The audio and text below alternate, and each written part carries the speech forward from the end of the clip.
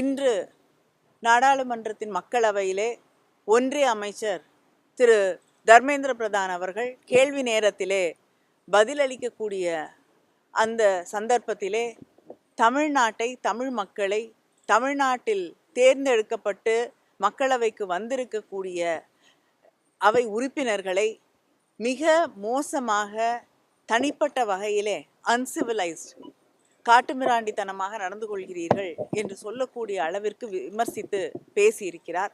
அது மட்டும் இல்லாமல், நாங்கள் தவறான விஷயத்தை, பொய்யான ஒன்றை முன்வைப்பதாகவும், முதலமைச்சர் அவர்கள் தன்னுடைய வாக்கு தவறியிருப்பதாகவும், அவர் ஒரு தவறான செய்தியை, உண்மைக்கு புறம்பான ஒரு பொய்யான செய்தியை அவையிலே திசை திருப்பக்கூடிய வகையிலே எடுத்து வைத்திருக்கிறார்.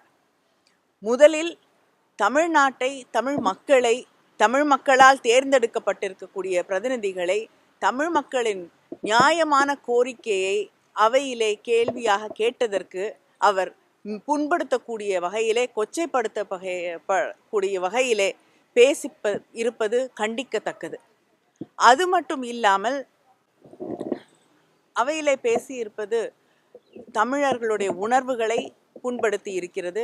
முதலமைச்சர் அவர்கள் இதற்கு பதில் ட்வீட் போட்டிருக்கிறார்கள். அது மட்டும் இல்லாமல், அவையிலே எம்பிக்கள் அவரை சந்தித்த போது புதிய கல்விக் கொள்கையை முழுமையாக ஏற்றுக்கொள்கிறோம் என்று வாக்குறுதி அளித்ததாக ஒரு பொய் பிரச்சாரத்தை செய்கிறார்.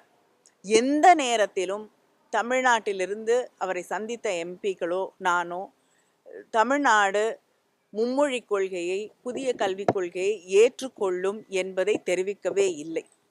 அதை தாண்டி முதல்வர் இதை ஏற்றுக்கொண்டதாக இன்னொரு கருத்தை அவர் முன்வைத்திருக்கிறார்.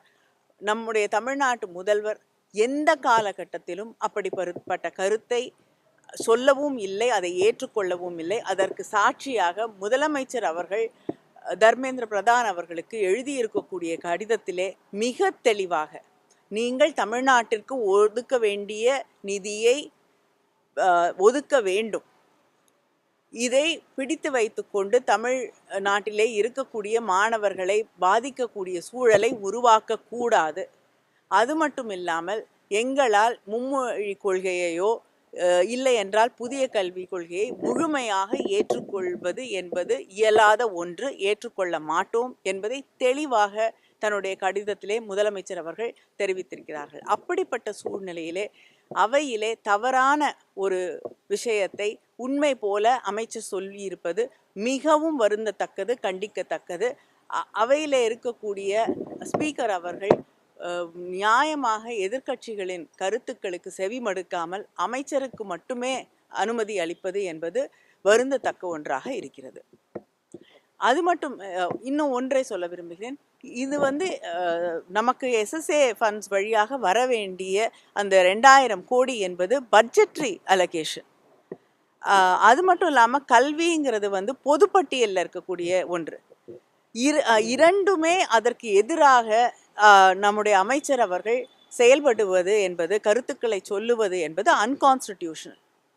நம்முடைய அரசியலமைப்பு சட்டத்திற்கு எதிராக அவர் நடந்து கொள்கிறார். பட்ஜெட்ரி அலோகேஷனை பிடித்து வைத்து கொண்டு நீங்கள் புதிய கல்விக் கொள்கையை ஏற்றுக்கொண்டால் தான் நான் பணத்தை விடுவிப்பேன் என்பது it is completely against the constitution.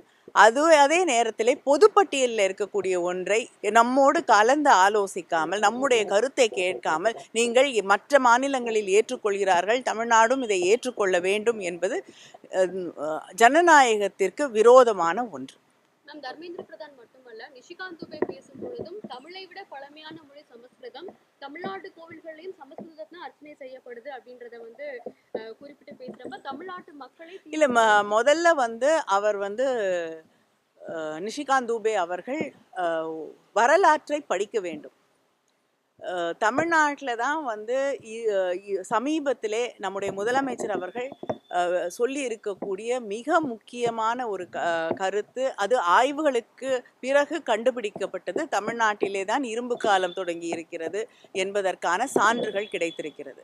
அதனால் தமிழ்நாட்டில் இருக்கக்கூடிய மக்கள், அங்கே புழங்கி இருக்கக்கூடிய மொழி என்பதுதான் மற்ற மொழிகளுக்கு முதன்மையானதாக, தொன்மையானதாக இருக்க முடியும். அதனால் வரலாற்றை தெரிந்து கொள்ளாமல் எந்த ஆராய்ச்சிகளையும் படித்து புரிந்து கொள்ளாமல் ஒரு கருத்தை முன்வைப்பது என்பது தேவையற்ற ஒன்று. அதே நேரத்தில் நாங்கள் எங்களுடைய மாணவர்களுடைய எதிர்காலத்தை பற்றி பேசிக்கொண்டிருக்கக்கூடிய ஒரு சூழலிலே இதை திசை திருப்பக்கூடிய வகையிலே சமஸ்கிருதம் பழமையானதா தமிழ் பழமையானதா என்ற அந்த விவாதத்தை கொண்டு வருவதே தேவையற்ற ஒன்று. செய்திகளை உடனுக்குடன் தெரிந்து கொள்ள உங்கள் கரம் டிவியை சப்ஸ்கிரைப் செய்யுங்கள். அதோடு பெல் பட்டனையும் கிளிக் செய்யுங்கள்.